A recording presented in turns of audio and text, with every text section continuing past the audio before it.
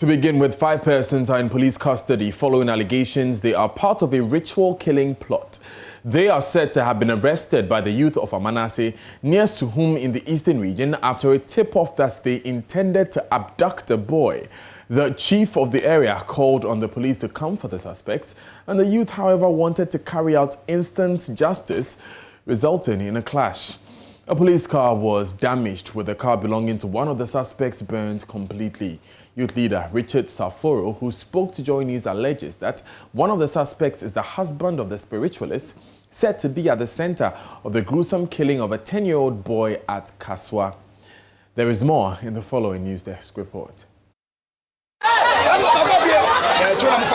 In videos of the incident put on social media, more than 50 men are seen heading towards a building. Another man is heard saying they are taking the people away, causing the youth to double up the chase. Youth leader Richard Saforo says the youth moved in after they felt the men suspected to have attempted to abduct a boy will be let go. He decided to take one of our brother's son to the spot, so he was giving drink to the small boy, but the small boy was insisting that he's not going to drink. So since people put him on the spot, they were monitoring his actions. So immediately they rushed on him and was asking him the reason why he was giving the guy those items. So they asked him what is it, and he said it's water. But when they took it from him and they checked, it wasn't water. It was appetition mixed with some things, you understand.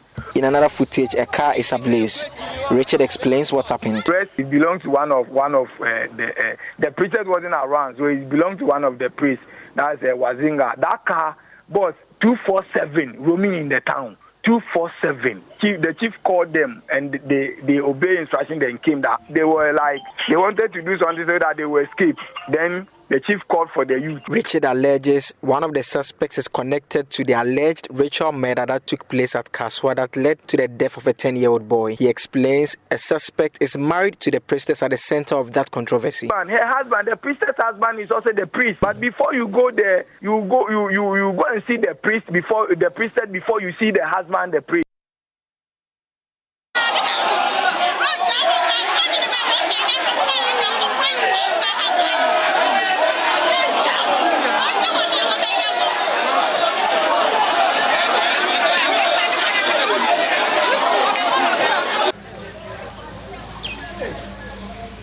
This is live on Joy News today. Now, many of the young girls plying a trade as kayaye in Accra's markets have had to drop out of school.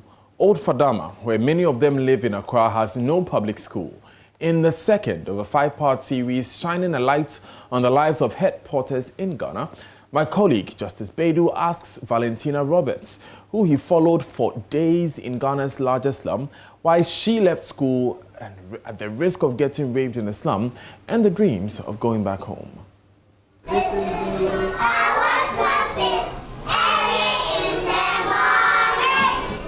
My name is Ibrahim Abubakar Sadiq.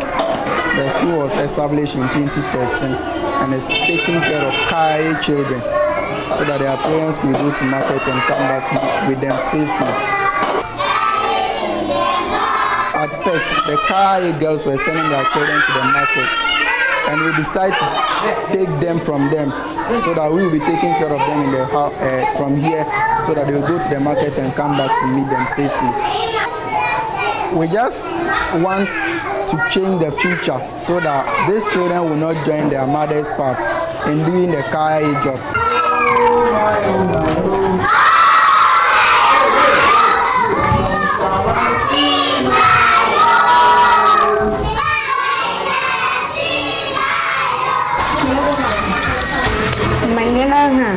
Hala baliere osaka hala balewa aichinda kantrata osaka trata wa mekabe wesu belawu lawu la musu usua da hampo ene mukako mchetela akamugonne uya saka muko damu were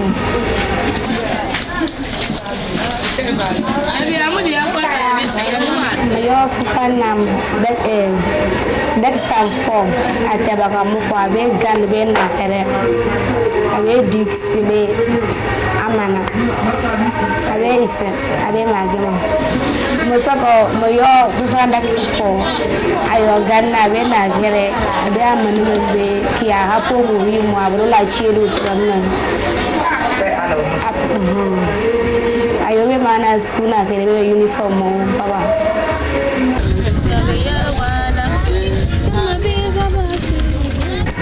Rape and famine. Majorly, my baby. Back in American Tabesha. Aha. Baira, the Saka Mamaka, we are Masaka Nawa, Mutua Chiri. I call him a checker, but cheerful. And Nakawa, I hear it. Makacha Manaka Sanama Manoff. We have massage and kiss my Jessie and no, like we tell us I make a massage channel. I'm a shop. I'm a my prince at the hand. We are glass of glass and baby. Boy, no balloon now, honey.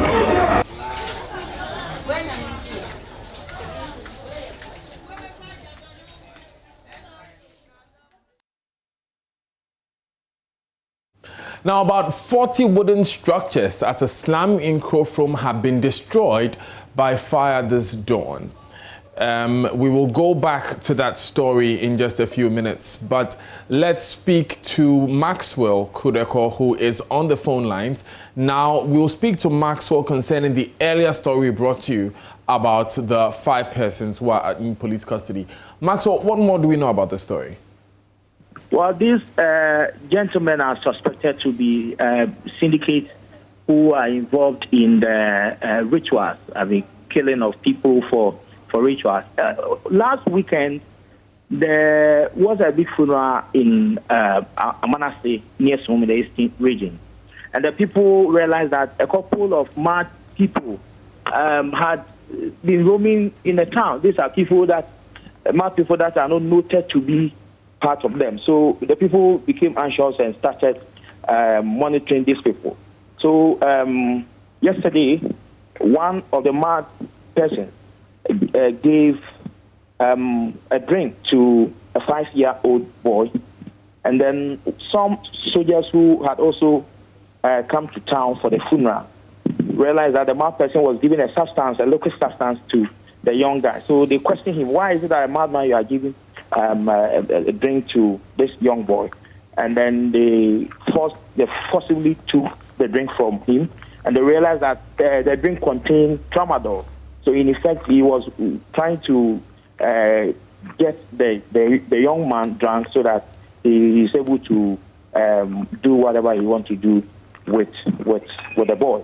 So the soldiers accosted him, and in the course of interrogation, he had a phone call from a gentleman who supposed to be a priest.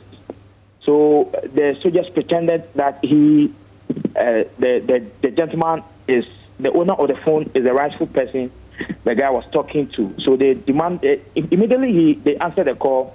He questioned why the guy has delayed. Is he not bringing the blood? Blah blah blah. So they insisted that the priest should come to Amanase because there is a problem there. So when he got to town, the youth also announced, and then they attempted lynching him. So the chief had to go in and then get the suspect into his palace and called in the police to come and settle the matter. But the youth was very anxious to lynch these people. So they called for reinforcements from Suhum and other areas, and then they came to take the suspect out of the chief's palace. The youth were so anxious, just upset, so they pelted stone at the chief's palace, distracted some properties there, including the sliding windows and doors. The roof of the chief's house was also affected heavily. A police car was also distracted, including the Suhum District Police Commander also had his fair share of the beating because of the pelting of stone. Some of the stone hit him and blah blah blah. But they managed to take these 5 suspects to the Suhum District Police Command as of last night, and police says that they are still investigating the matter. Now, the people are alleging that these 2 priests who are involved in this matter, one was Zenge and Togbijo are connected to the prisoners at Kaswa, the recent killing of the two young boys in Kaswa. They allege that they are connected to the woman. So that is why they are very much angry, wanting to be given the opportunity to unleash instant justice on this person. So the police are having the 5 persons there in their custody. Investigation is still ongoing as of this morning. Right, Maxwell, thanks very much for those updates. We'll come back to you when there's more to report. Now, about 40 wooden structures at a slum in Krofrom have been destroyed by fire this dawn. Hundreds have since been rendered homeless by the inferno. It is the 3rd fire to be recorded in a slum this year. Property worth thousands of cedis was destroyed by the fire, which started at around 1 a.m. The Ashanti region has recorded 8 deaths from 127 fire incidents in the first quarter of the year. Poor adherence to basic fire measures is a major attribute to the recent fire incidents. The latest fire outbreak happened Tuesday dawn at a slum in Kumasi, where about 40 wooden shacks were destroyed. The fire service recorded 127 fire incidents in the first quarter of the year. Now, this is an improvement over the 226 fires recorded in the same period last year. Ashanti Region Public Relations Officer DO3 Desmond Aka explains poor wiring and leakage of gas are leading causes of domestic and market fires. Now, Love FM's Nanayao Jima has been to the fire scene and joins us via Zoom. Nanayao, tell us more about the area and the extent of damage. So we are talking about a slum within Krofrom, and this slum is sandwiched between 2 different residential facilities, that's 2 different homes, block-built homes. Within these 2 different homes is the slum with over 40 wooden shacks in there, and all these 40 wooden shacks were bent by the inferno, which started this dawn. So this area has some people using the place as a residential facility and others using it as a place for their business, and everything that is contained within the wooden shacks, which is spreading across this whole plot of land, has been destroyed by the inferno. Now, we hear the NADMO and the MP for the area, Akwesi Kunedu, have been there. What have they been saying? So the conversation I have with these 2 personalities both told me that they are working together to find a place for the people to pass the night. And the MP also assured that even though it will be very difficult for them to help them get back all that they've lost to the fire, his office will help the people at least, help them to start the businesses that they've lost to the inferno. Now, Kumasi has seen a series of incidents this year. Can you give us some of these figures? So what we know is that over 160 fire incidents have been recorded in the region, and 8 people died through that fire. But according to the Ghana National Fire Service, it is a reduction in the number that they recorded last year, more than half reduction in the number recorded. So according to the fire service, they are doing well with managing fire and also prevention of fire. But the problem is that the recent incidents that they've been recording are within slums. So they are requesting that, if possible, slums will be prevented from emanating in the area, and the existing slums will be destroyed. But before the city authorities respond to them, the NADMO have already commenced education in these slums to ensure that such incidents do not happen again in the Ashanti region. You mean education on how to prevent fires? Exactly, how to handle fires in the homes. Because according to the NADMO, most of these domestic fires being recorded are due to the poor handling of fire in the homes. And also, the investigations from the recent incidents, especially in these slums, have pointed to same issues. So they are educating the people to ensure that their shacks, wooden shacks that they build, are wired properly by experts in the field, and also gas leakages are also prevented to ensure that such incidents do not happen in the slums again. Nanaya, thank you very much for those updates. Nanaya Ojima is with Love FM and he's in Kumasi. You're live on Joy News today, and residents along the Aflao Police Station Diamond Cement Road have today protested over the deplorable state of that road. Years ago, my colleague Seyram Abla de Souza visited the community which is along the stretch. She spoke to some of the people.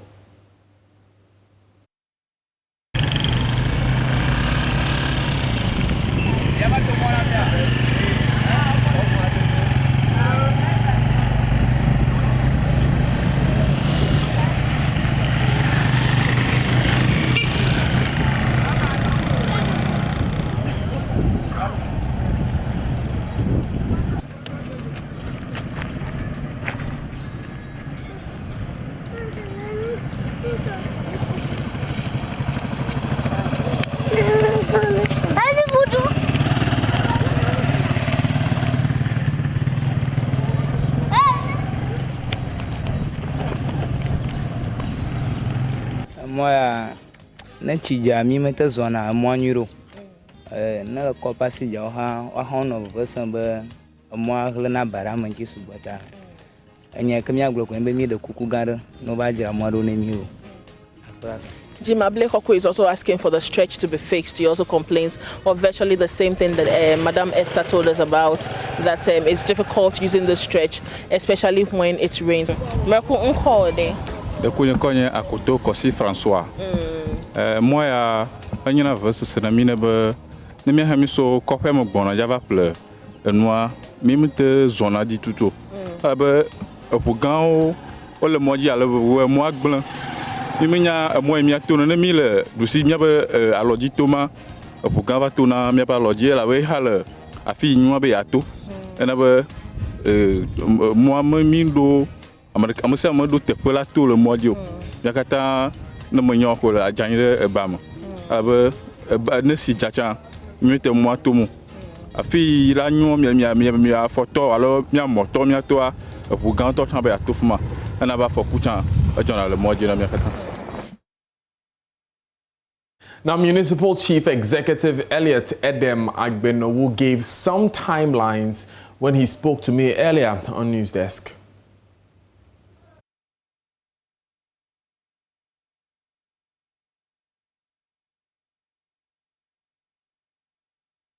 The Diamond Cement Road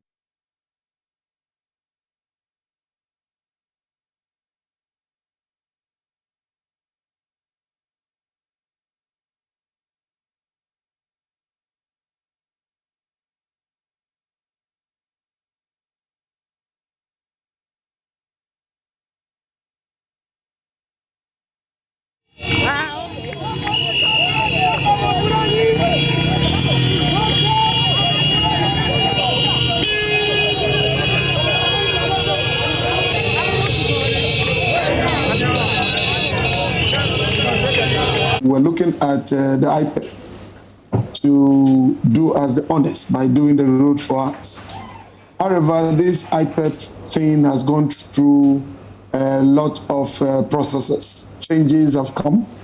And so the Diamond Cement Road wasn't, because of the large capital outlay nature of it, was taken out iPad. And so we have replaced some of these big capital projects with school blocks, which have been done together with CHIPS compound and the desk and other things that we can do using the iPad. That is the $1 million per constituency. But the other thing we are exploring now is that because of the nature of that road, this is a special road. It is not just a road that we can construct at any time, or we can just construct as usual, how all other roads have been done. Why I'm saying that? Because the nature of trucks that ply that road daily. If you look at that road from Aflau down to Diamond Cement and beyond. You can see that beyond to Akpokpule is a bit more trouble.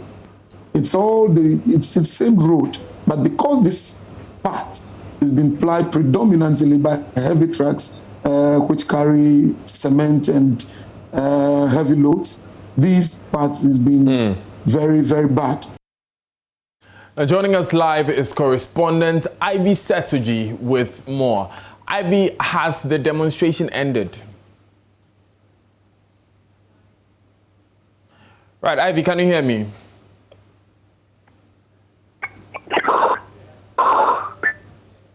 Right, Ivy, can you hear me?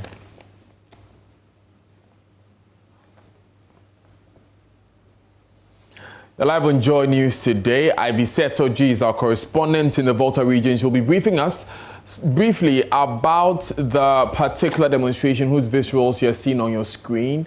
Residents of the Volta region, especially of the Aflao area, are protesting the poor state of that road you see currently on your screens, which links Diamond Cement to Aflao. It's the only access road to many of the towns along that stretch, and that is what links them to the rest of the world, basically.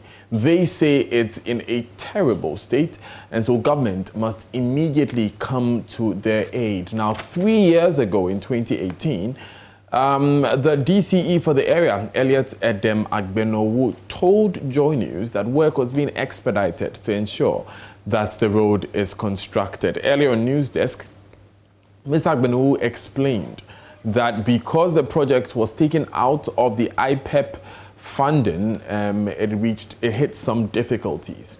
Let's now get a sense of the current status of the demonstration from Ivy, who has rejoined us. Ivy, first of all, is the demonstration ongoing, or has it quietened down? Yes, it's been over for about 2 hours ago. Yeah. Okay. What really calmed the people down? What's their perturbation, though? Hello? Right. How did it end, and what are the concerns that people are raising? Okay, so these people, that's the residents of Aflao, are saying that they want government as a matter of urgency to fix the road, the Diamond Cement road. According to them, NDC government, both the NDC and NPC promised them about fixing of the road, but nothing has been done. When the Minister for Roads and Highways paid a visit, they promised that they were going to do something about the road, but according to them, nothing has been done. The road is still bad, very deplorable, affecting lives, especially children, students, and everyone there. Right. And now the only factory in that area, that's the Diamond Cement, is also being affected because they pay tax to the government. So the residents expect that government does something about the road to bring more revenue to the area. We spoke to the paramount chief of the Aflao traditional area, Toby Adungaga Menyamfiti, who also is asking government to do something about this, because that's the way they have their revenue. And I mean the Diamond Cement, the company there, and Aflao in a whole contributes a lot in terms of revenue generation to government. So something must be done urgently. So it ended just at the junction of the Diamond Cement to the major route. Okay. They wanted to go to the principal stage, but they were prevented by the police just at the junction. They presented a petition to the chief executive, Edem Agbenowu. So that was how it ended. Thank you very much, Ivy Sesuji, for joining us with those updates. Now, it's day 2 of the search for the best to represent the Northern region in the 2021 edition of the National Science and Maths Quiz, slated for later in October. On the first day, 4 schools, Tamale SHS, Kalponhin SHS, Tamale Islamic SHS, and Business SHS, all won their contests to qualify for the national tournament in Accra. Kalponhin SHS, which stunned the darlings of the region St. Charles Seminary to seal its progress in the competition, has been thrown a challenge to defending champions Presec Legon, threatening to dash their hopes of a 7th trophy. Today, the search continues. My colleague, Manuel Kranting, is in Tamale and joins us with updates. Manuel, which school are the latest to join the 4 which qualified from yesterday? Also, Daniel, today there's been 2 contests. There have been 2 contests. The first one featured Ghana Senior High School, Pong Tamale Senior High School, Pandai SHS, and Abaria SHS. At the end of the contest, Ghana Senior High School was able to win with 54 points. That translates into their qualification to the national tournament sometime in October this year. So Ghana Senior High School is the 5th after Tamale Senior High School, Tamale Islamic Senior High School. Of course, the business Senior High School in Tamale, and then Kalpahin. We have 5 now. Currently ongoing, we have a contest with Zabzugu SHS, EP Sabuba SHS, and Wolensi SHS. Now, the winner of that contest will become the 6th school to represent the Northern region. Now, all these 6 schools will join already seeded Northern Business School to represent the Northern region in the national tournament. It's interesting to note that the Northern Business School is actually an all-business school, and they started their science program not so long ago. And then yesterday you had Business Senior High School also, which started its science program sometime in 2013. The very first set of science students graduating in 2016, also booking a spot in the national tournament. And so it's some interesting dynamics here in the Northern region, and so much more to be expected, Daniel. Impressive, Manuel. Thank you very much. Now, what's next after this round of qualifiers? Yes, so now after this round of qualifiers, we would have gotten our 6 schools plus 1. That is the already seeded Northern Business School, 7 to represent Northern region. Now there's something, a semblance of an amalgam of regions. So the Northeast region and then also the Savannah region will have their schools, 4 schools from each of the regions competing later today. So there are 2 more slots that are left from the Northern zone, which will be occupied by these by 2 more schools which will be competing later in the day. So we're expecting 2 more contests after the one that is currently going on, featuring Zabzugu, EP Saboba, and then Wolensi. Right. Thanks, Manuel, for joining us with those updates. You're live on Joy News today. Now, 10 contestants have emerged winners of Joy Prime's Mummy's Moments, a social media contest which sought to celebrate mothers. Contestants were asked to send a picture that captures the most exciting moments they have shared with their mum, together with a description of the picture. Today, the winners were presented with souvenirs and hampers from Vital Sunflower on Prime Morning. Receiving the items, some of the winners shared what makes their mum special. Let's do a quick roll call from Lemuel, right? Yes. Lemuel and Grace, Princess, and Barbara. So lovely videos that you put out there that has earned you. But let me just quickly hear from you before we run out of here. Tell me exactly something about your mom. What makes mommy so special? So special. Well, what makes mommy so special is in my song that I wrote, that I posted. I said something in the second verse that there were times that I'm supposed to go to a birthday party, but I had no dress on. But mommy will make sure that the dress that I have, she'll wash it, make sure the dries within just 10 minutes. I'll get it on and be able to go to the birthday party to make sure I'm always happy. Wow, and that's the reason why Sunflower Oil this morning has Vital Sunflower Oil this morning is gifting our fans here with lovely products here. But I want to say one more time, very big thank you to Vital Sunflower Oil. And to you, Grace, again, what about mommy? Actually, what I posted was on my wedding day when I was getting married. They were so complicated, but mom was there helping out, fixing stuff and making sure the guests are satisfied and everything was okay. Go, mommy. Yeah. All right. And I love her so much. Oh, she loves you right back. Princess. Yeah. Mine is a bit emotional. Tell me. I lost daddy at a very tender age, so mom has been the one there for me throughout, through nursery, primary, GHS, SHS, university, and all that. Wow. And she even gifted me a shop and a house. Wow. Yeah. Who's living in the house? We will all move in. Yes, it's unfortunate I'm the only girl as well too. Beautiful. Yeah. Lucky one. Mommy So special. she's just priceless. Priceless, mommy. I want to say a very big thank you to Mommy for being there for me, protecting me, paying my fees throughout. Protecting? Yes. So we can't come to your house, eh? Hey, She's been there for me throughout. Wow. So a very big thank you to her. Well, thank you very much as well. So all these lovely items and gifts you see right before you is going to Mommy.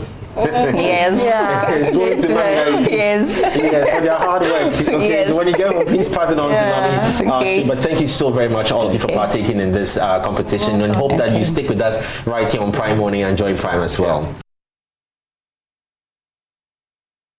And congratulations to all of our lovely winners. And again, every mother deserves to be celebrated. Up next is Business with Daryl Carl. Stay with us.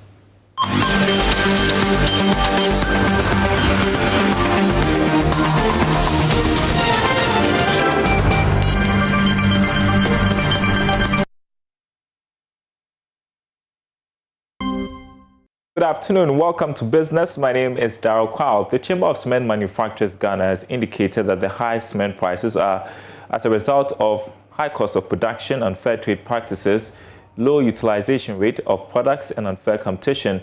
The Chamber says the pressure caused by the COVID-19 pandemic is also a major concern. Here's more in this report. The cement industry is one of the largest contributors to the country's GDP. The industry, however, continues to grapple with high cost of production, unfair trade practices, unfair competition, among others.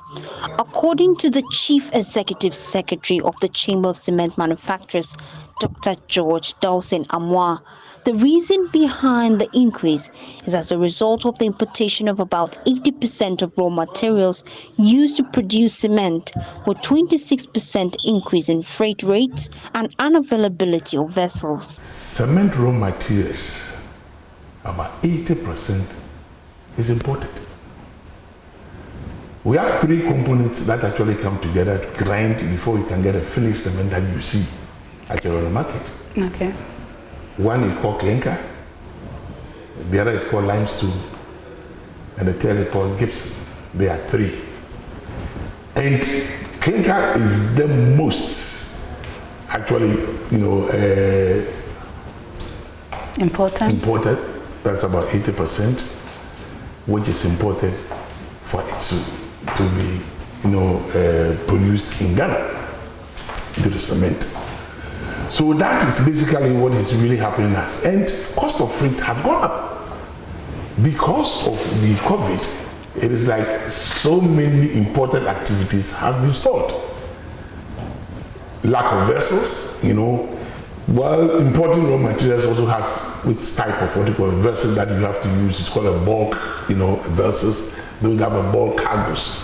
Now these bulk cargoes are even competing with actually, importers of container, vessels. Yeah. So it really has made availability of vessels, then high cost of freight. And like telling you earlier on, if you have raw material that you have to import about 80%, and there is increase in freight, it will automatically affect. All right, now in other news, the Ministry of Food and Agriculture has been engaging stakeholders on promoting greenhouse production. Here's more from a Fresh Green Ghana project conference in Accra. Private agribusinesses have organized the Fresh Green Ghana Project Knowledge Sharing Conference to deliberate on promoting safe greenhouse production in Ghana. Speaking at the conference in Accra, Acting Head of Horticulture Development Unit at the Ministry of Food and Agriculture, Esther Ejekum, revealed that the ministry has funded projects which did not yield expected results, hence the requirements laid out by the ministry to guide horticulturalists. Some recommendations from the Delphi report. It indicated the basic design specifications with regards to the units, the construction, climate control mechanisms, and other things. For instance, that borders on managing the temperatures, relative humidity, the light intensity, the covering, the irrigation and fertigation systems, then the pest and disease control and the others. I think as has been brought forth here, our need for greenhouse production is very different from the very temperate regions. Sometimes sitting at the horticulture deck, sometimes I get frustrated and a bit saddened when people invest in the structures and it doesn't deliver. The conference was spearheaded by Agri Impact Consult in collaboration with Safisana and Urban Jungle, among others. CEO of Agri Impact Consult, Dan Akwe, shares the experience of his outfit in greenhouse production over the years. According to him, despite the challenges in the sector, the Ministry of Food and Agriculture is not to blame because the challenges are natural factors. The issue of humidity and temperature is still a major concern to greenhouse producers in Ghana. So we designed these projects to track temperature and humidity outside the greenhouse, inside the greenhouse, and produce in transit. And there's more on that and other stories coming up on the marketplace at the top of the hour. Up next in sports, President of the Ghana Rugby Football Union, Herbert Mensah, has been suspended. Muftau Nabila will have the details right after this break.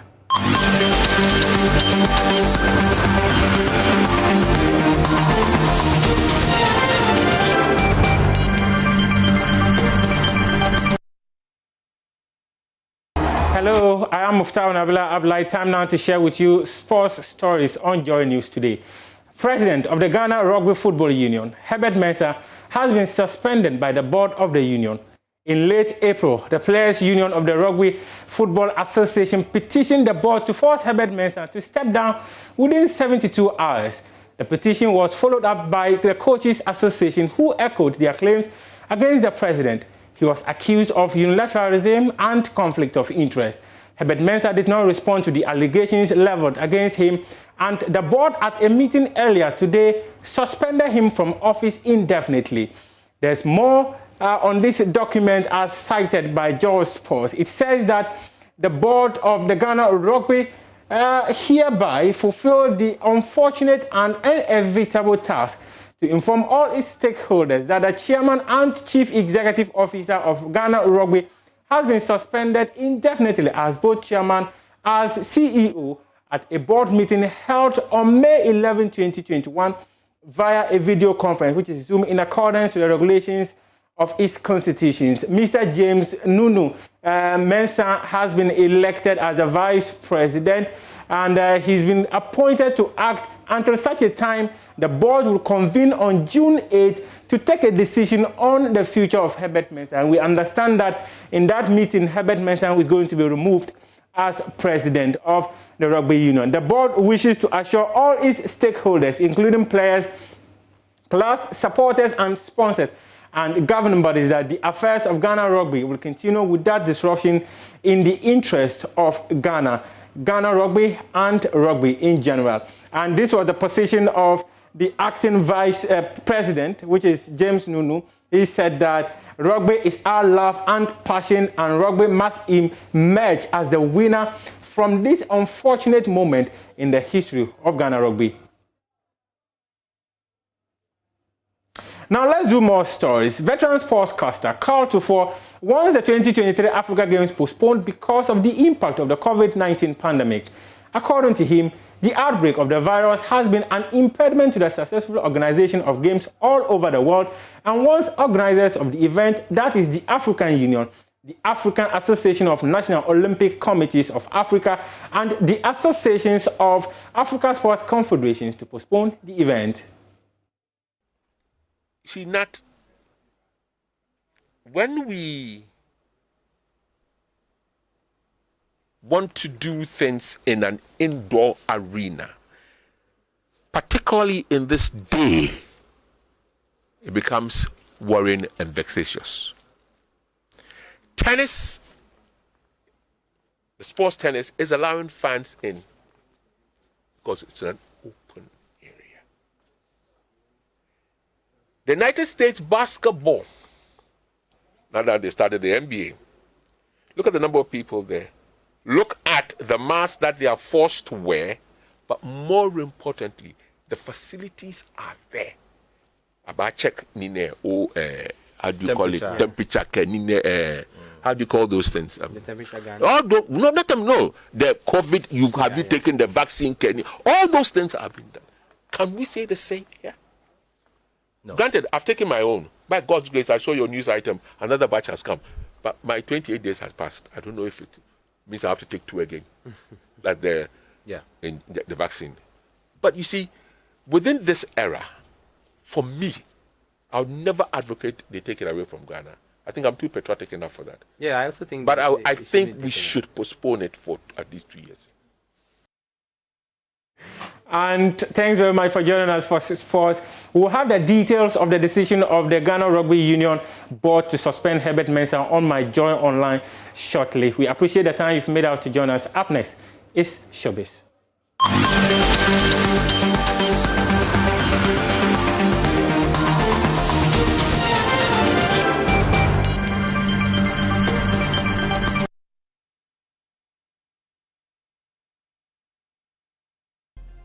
Good afternoon, welcome to Showbiz here on Joy News today. Now, musician Ochame Kwame and his colleagues, Pat Thomas and Bessa Simons, will start raising funds through a musical concert to support the African World Heritage Museum building. The museum, the brainchild of Professor Kojo Yanka, founder of African University College of Communications, is being built to provide education, healing, and inspiration, showcasing the history, culture, and achievements of the Pan-African world as presented by Africans. Speaking after the sword cutting of the project by President Akufo-Addo, the rapper indicated that he and his colleagues who believe in the concept of the project will be raising funds to support it. And you know that our history has been messed with. And so when a visionary decides to create an African Heritage Museum, which will bring the story of Osei Tutu, Mansa Musa, Togbe, and everybody, you know, will tell the story of Sudan, will tell the story of Ghana, the ancient empire. As an artist, I cannot sit down because this is actually made for me. Because just as you know, art is the expression of the soul, and this is the African soul. So I am really excited about this project, and I am happy that I'm a part of it. So how do you support this? I'm told that you want to pull some resources together to support this project. 2 events to support the fundraising. Away from that, award-winning rapper Eno Baroni has revealed that her focus now is to help effect positive change in society through her music. Speaking to Joy News, Eno explained that she is more concerned about the real impact of her music on listeners and fans, thus working on such is her priority. Sometimes, you know, you have to go through life experience to have a story to tell. And so I get inspired by things that I have been through personally. And then things that I see and things that I experience, and then I put them together. Sometimes it's not like me, but things that I see people going through. Yeah, I mean, I have to experience it, I have to hear it to make a story about it, and I always want to sit down and write it.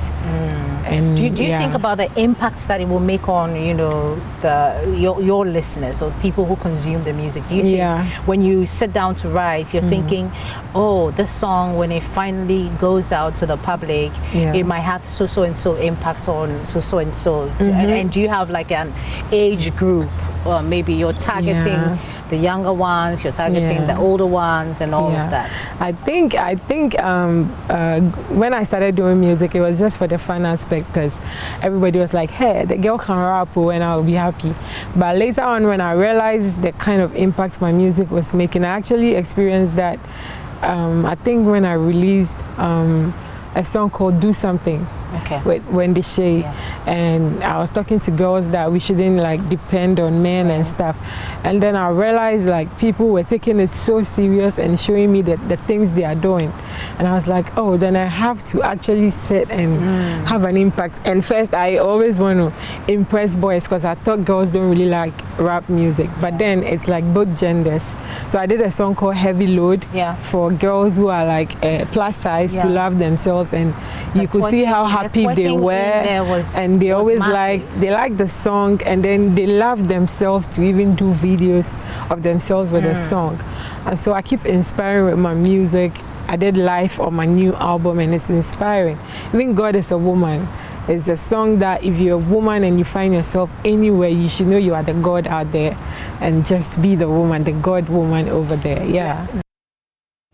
From the God woman Becky, that'll be all for Showbiz here on Joy News today. Over to you, Daniel.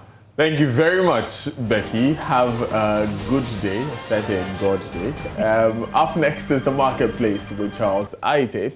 See you tomorrow.